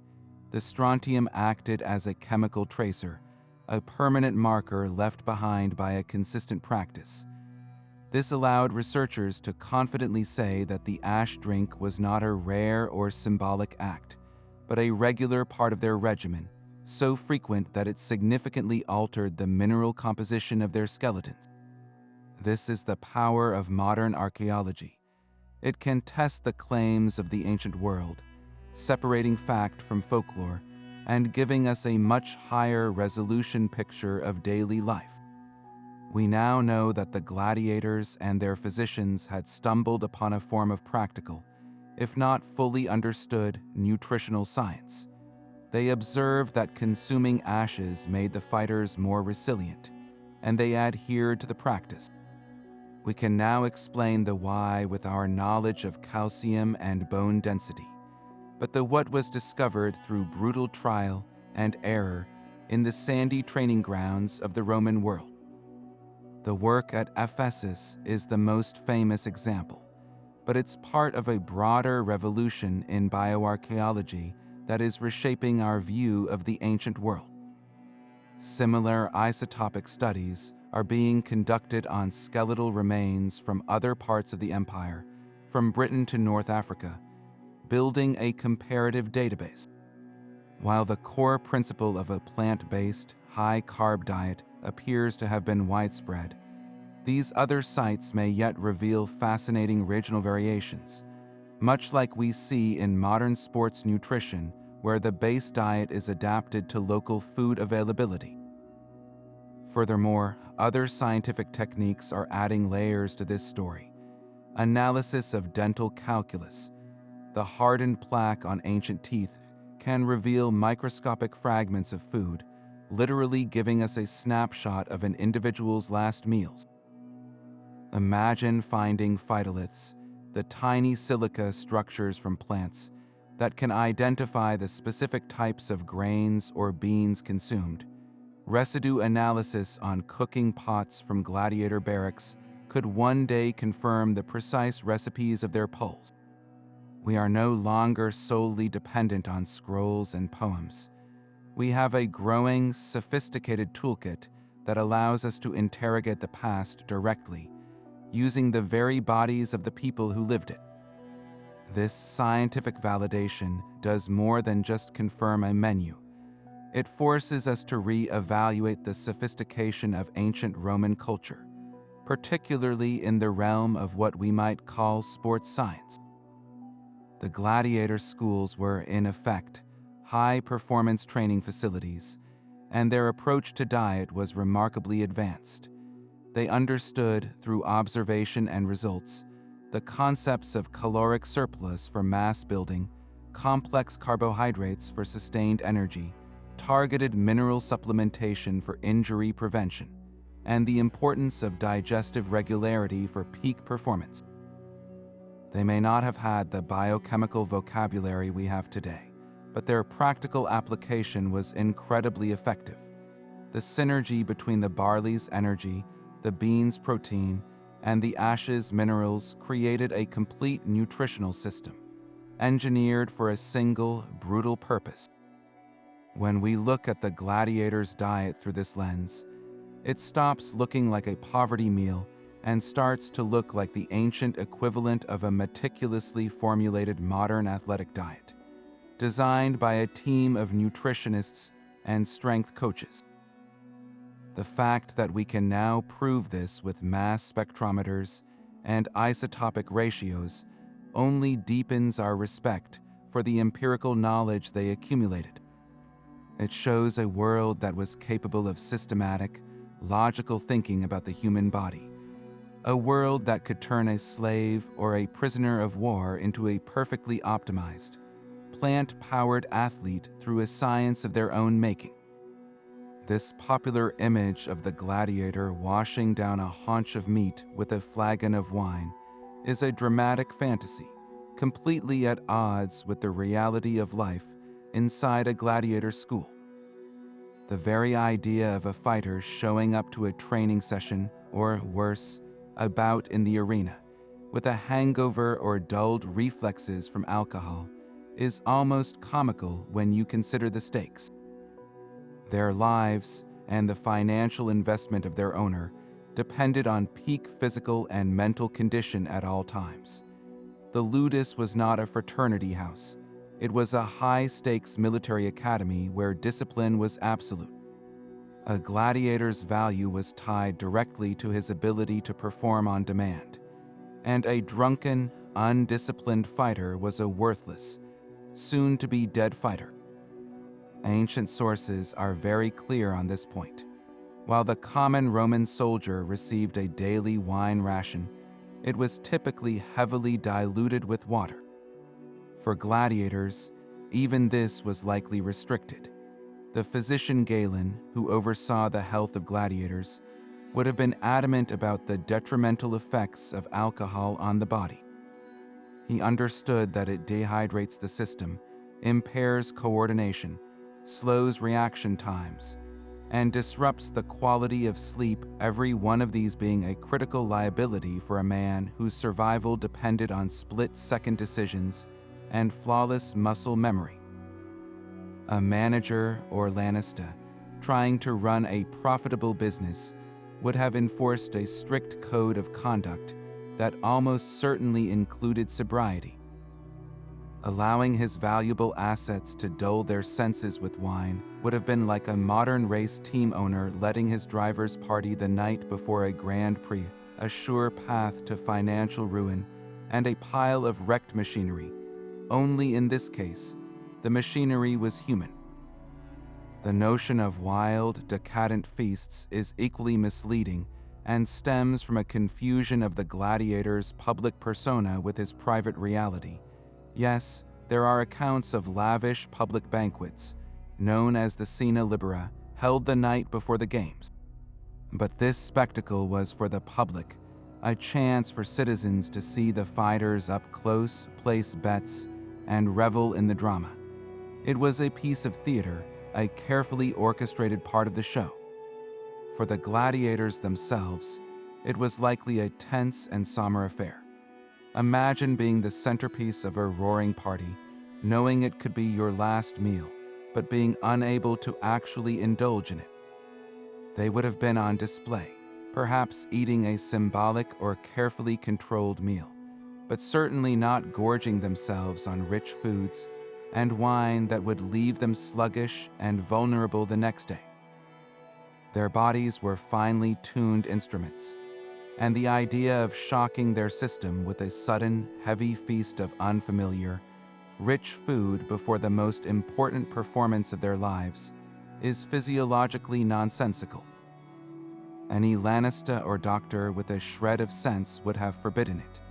The real feast for a gladiator was his standard, reliable, and gut-friendly bowl of barley and bean gruel, eaten at a scheduled time to ensure optimal digestion and energy availability. The glamorous, partying gladiator is a fiction created for modern cinema. The real man was a dedicated athlete living a life of monastic discipline, where every bite of food and every sip of drink was calculated for performance and survival. This disciplined existence extended far beyond the dinner table and into every facet of their daily routine. The ludus operated on a rigid, almost militaristic schedule designed to maximize training efficiency and maintain control over a group of men who were often slaves or prisoners. Their days would have started before dawn, not with a glass of wine, but with a prayer or a ritual acknowledgement of their fate, followed immediately by their first bowl of fuel. Training sessions were long, brutal, and repetitive, focusing on building muscle memory until every block, thrust, and dodge became an instinctual reaction. They practiced with heavy wooden weapons to build strength and endurance, sparred with other gladiators to hone their skills, and underwent constant physical conditioning. After the morning training, they would have their main meal to aid recovery, followed by a period of rest, a crucial component for muscle repair. The afternoon might involve more technical drills, weapon maintenance, or strength training. This was not a life that allowed for late-night carousing or recovery from excess. Their bodies were their livelihood, and every aspect of their lifestyle, from their sleep patterns to their calorie intake, was meticulously managed to protect that investment. The sheer physical exhaustion of their routine would have been a powerful natural deterrent against staying up all night. They needed every hour of sleep they could get to repair their bodies from the day's damage and prepare for the next. The wild, hedonistic gladiator is a romantic myth. The truth was a grueling, focused, and highly regulated existence where the only real indulgence was the luxury of surviving another day. Now, while we can't exactly travel back in time to taste that gladiator gruel ourselves, what if you could bring a little piece of that ancient world into your own kitchen? Recreating the core of their diet is surprisingly simple and offers a fascinating, hands-on connection to history. You won't need a massive bronze cauldron or a sack of 200-year-old barley. The key ingredients are still readily available in most grocery stores today. The goal here isn't to achieve perfect historical accuracy, but to capture the essence of their fuel, a hearty, calorie-dense, and surprisingly nutritious meal that powered legends. Let's start with the main event, the pulse or gladiator porridge. The foundation is pearled barley, which is simply barley that has had its outer hull removed, making it much quicker to cook than the whole grain the Romans would have used. For a single, substantial serving, you'll want about half a cup of dry pearled barley. The other star ingredient is lentils. Brown or green lentils work perfectly as they hold their shape well and provide that crucial plant-based protein. You'll need another half cup of these. To your pot, add the barley and lentils along with 4 cups of water or a simple vegetable broth for a bit more depth of flavor. Now, for the vegetable component that would have bulked out their stew. Chop up a small onion, a couple of cloves of garlic, and a carrot. These common vegetables were staples in the Roman world and would have been likely additions to the school's kitchen pots. Bring everything to a boil, then reduce the heat to a simmer, cover the pot, and let it cook for about 40 to 45 minutes, or until the barley is tender and the lentils have softened. You'll notice it thickens considerably as it cooks, creating that characteristic thick stick to your ribs consistency. Season it simply with a good pinch of sea salt and a generous amount of black pepper, 2 seasonings the Romans knew and loved.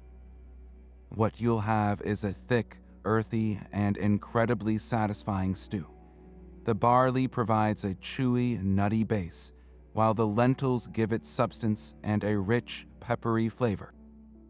It's humble, yes, but also deeply nourishing and packed with the kind of slow-burning energy that would have kept a fighter going for hours. Of course, we have to address the most intriguing part of their diet, the ash drink.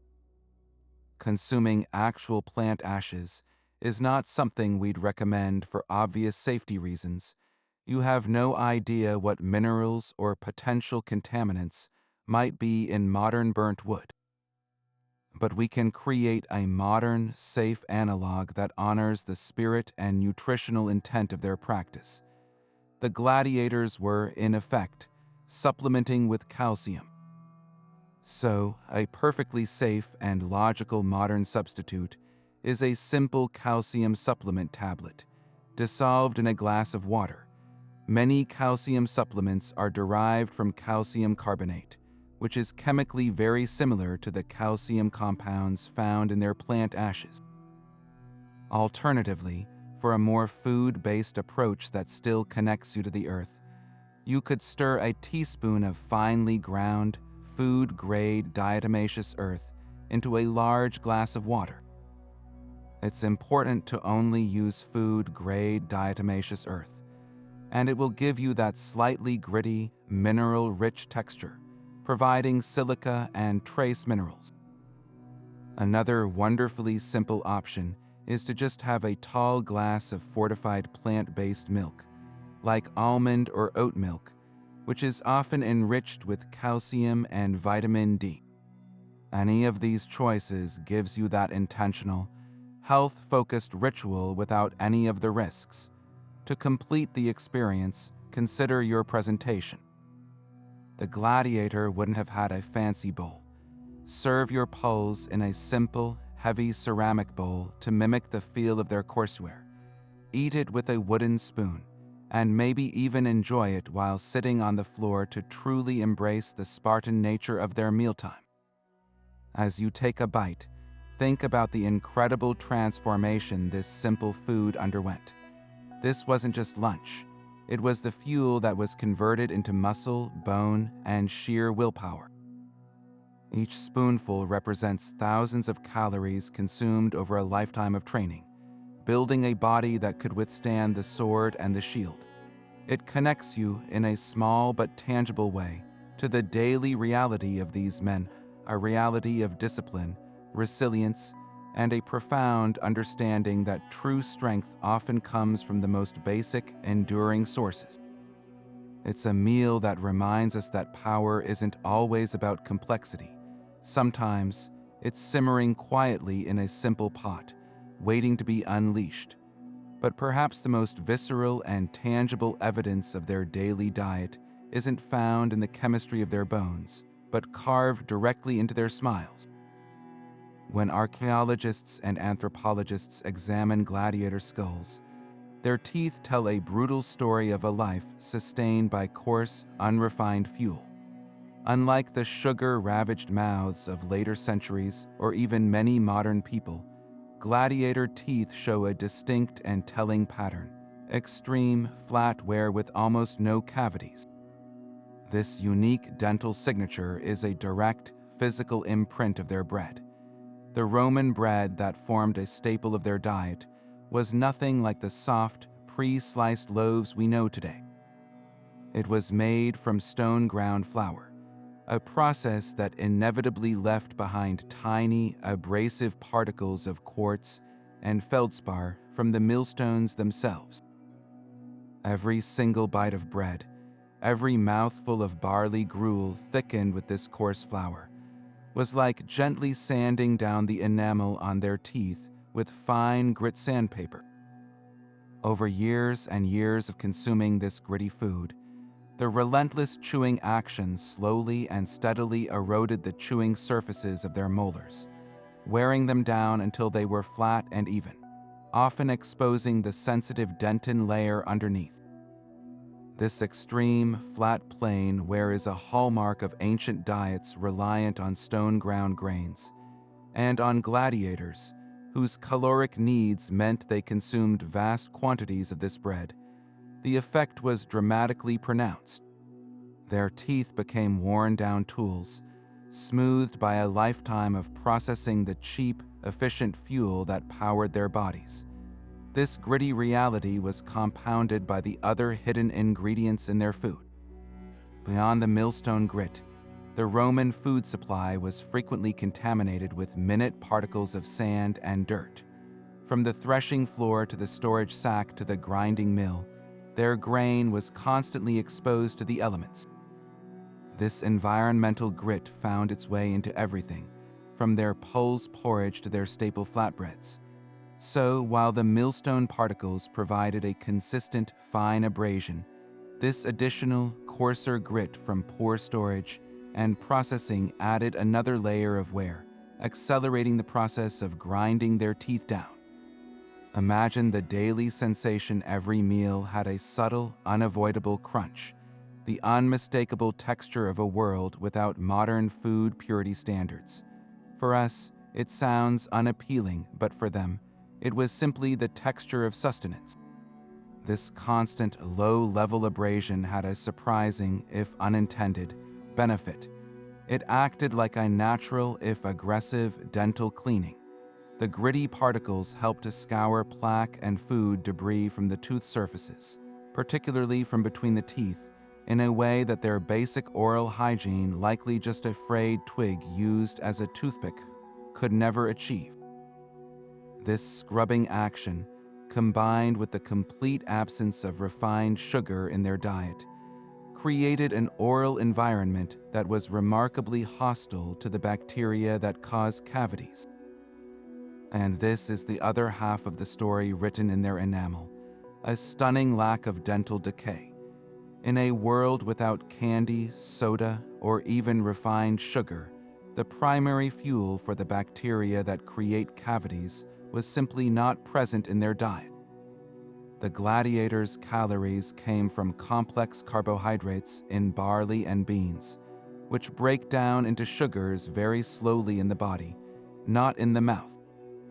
There was no sudden surge of simple sugars for oral bacteria to feast on and then excrete as the acid that erodes enamel. Their sugar-free, gritty diet essentially starved the decay-causing bacteria, while the physical abrasion of their food kept their teeth polished and clean. When you compare a gladiator's jaw to a skull from the 18th century, after sugar had become a global commodity, the difference is night and day. The later skull might be a mess of blackened, rotting teeth and painful abscesses. The gladiator's jaw, while showing severe wear, is often cavity-free, a testament to a diet that, while brutally hard on the structure of the teeth, was perfectly designed to prevent them from rotting from within. Their dental health was a trade-off. They sacrificed tooth height for a lifetime free from the agony of tooth decay, a fair exchange in a world where a dentist was a man with pliers and no anesthetic. This unique combination of extreme wear and minimal decay creates a powerful physical link to their daily existence that even bone chemistry cannot provide. When you look at the flat, smooth surface of a gladiator's molar, you are seeing the ghost of thousands of meals. You are seeing the residue of the coarse barley bread he tore into after a long training session. You are seeing the gritty texture of the bean and barley stew that was his constant companion. This wear pattern is a direct record of his consumption, a slow-motion fossilization of his daily routine. It's a humbling reminder that these legendary figures, for all their skill and fame, were subject to the same mundane, physical realities as anyone else. Their powerful jaws, capable of withstanding a punch, were slowly, inexorably reshaped by the very food that gave them that strength. It underscores the sheer physicality of their world, a place where even eating was an act of minor abrasion, a small, daily form of combat against the elements that went into their body. Their teeth, worn down by the gritty reality of Roman bread, stand as silent, enduring monuments to the true, unglamorous, and powerfully effective fuel that built the legends of the sand. So we're left with a picture that completely upends the Hollywood fantasy. The gladiator was not a carnivorous titan feasting on boar and wine, but a meticulously engineered athlete whose legendary strength was forged in the humblest of kitchens, from the most basic of ingredients. His power came not from meat, but from a calculated, high-carbohydrate, plant-based gruel of barley and beans, designed to build a heavy, padded physique capable of enduring incredible punishment. His resilience was bolstered by a strange, ash-laced drink, a primitive but effective mineral supplement that fortified his bones against the daily trauma of training and combat. This was not a diet of poverty, but one of sophisticated purpose, a brutal, efficient, and scientifically tailored regimen that turned men into the ultimate survival machines. They were less like the sculpted bodybuilders we imagine, and more like specialized endurance athletes, their bodies optimized for a very specific, brutal form of spectacle. This revelation transforms them in our eyes. They were not mere brutes. They were highly disciplined professionals, their lives governed by a rigorous routine where every spoonful of porridge and every sip of ashy water was a deliberate step towards survival. Their story is a powerful lesson in ancient ingenuity, showing us that the Romans possessed a profound, practical understanding of the link between diet, the body, and performance long before the words sports science ever existed. It forces us to reconsider everything we thought we knew about strength, challenging the deep-seated cultural belief that raw power must come from animal protein. The gladiator stands as a monumental historical figure, yes, but also as a testament to the incredible results that discipline, consistency, and a perfectly tailored, plant-powered diet can achieve. Now, we've covered a lot of ground, from the chemical secrets in their bones to the gritty reality of their daily meals. I'm genuinely curious, what was the most surprising revelation for you? Was it the fact that they were called barley men, the bizarre ash drink, or the stunning proof that they ate less meat than the average Roman citizen? Let me know which fact stuck with you the most down in the comments below. I love reading your thoughts and discoveries.